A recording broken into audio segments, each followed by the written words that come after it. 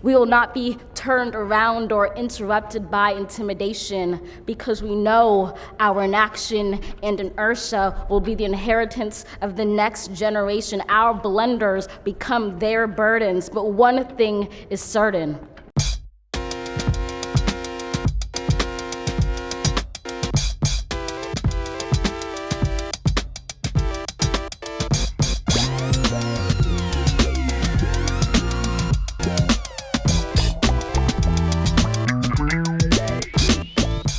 When day comes, we ask ourselves, where can we find light in this never-ending shade?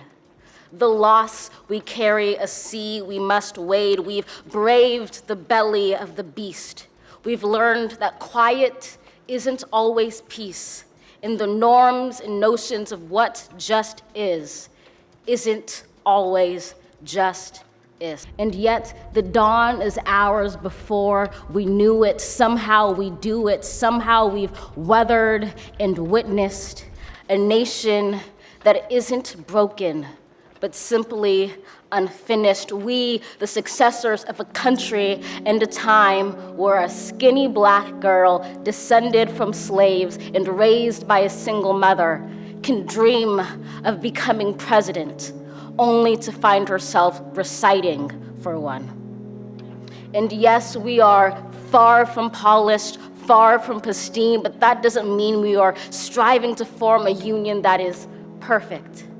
We are striving to forge our union with purpose, to compose a country committed to all cultures, colors, characters, and conditions of man.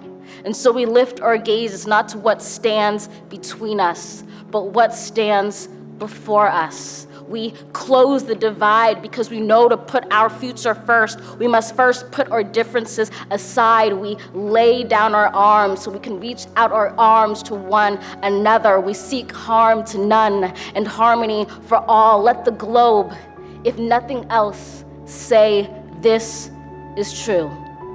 That even as we grieved, we grew, that even as we hurt, we hoped, that even as we tired, we tried, that we'll forever be tied together, victorious, not because we will never again know defeat, but because we will never again sow division. Scripture tells us to envision that everyone shall sit under their own vine and fig tree, and no one shall make them afraid. If we're to live up to our own time, then victory won't lie in the blade, but in all the bridges we've made. That is the promised glade, the hill we climb, if only we dare it, because being American is more than a pride we inherit. It's the past we step into and how we repair it. We've seen a force that would shatter our nation rather than share it, would destroy our country if it meant delaying democracy. And this effort very nearly succeeded.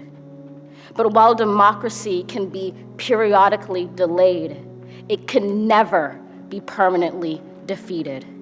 In this truth, in this faith we trust, for while we have our eyes on the future, history has its eyes on us. This is the era of just redemption. We feared it at its inception. We did not feel prepared to be the heirs of such a terrifying hour, but within it we found the power to author a new chapter, to offer hope and laughter to ourselves. So, while once we asked, how could we possibly prevail over catastrophe? Now we assert, how could catastrophe possibly prevail over us?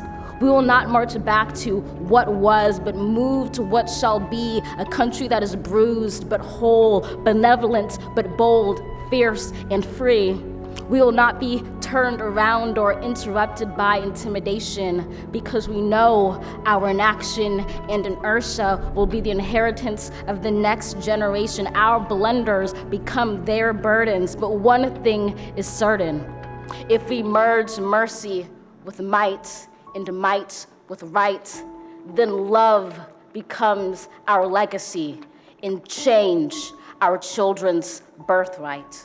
So let us leave behind a country better than the one we were left. With every breath from my bronze-pounded chest, we will raise this wounded world into a wondrous one. We will rise from the gold-limbed hills of the west. We will rise from the wind-swept northeast, where our forefathers first realized revolution. We will rise from the lake-rimmed cities of the Midwestern states. We will rise from the sun-baked south. We will rebuild, reconcile, and recover in every known nook of our nation, in every corner called our country. Our people, diverse and beautiful, will emerge battered and beautiful. When day comes, we step out of the shade, aflame and unafraid. The new dawn blooms as we free it. For there is always light, if only we're brave enough to see it, if only we're brave enough to be it.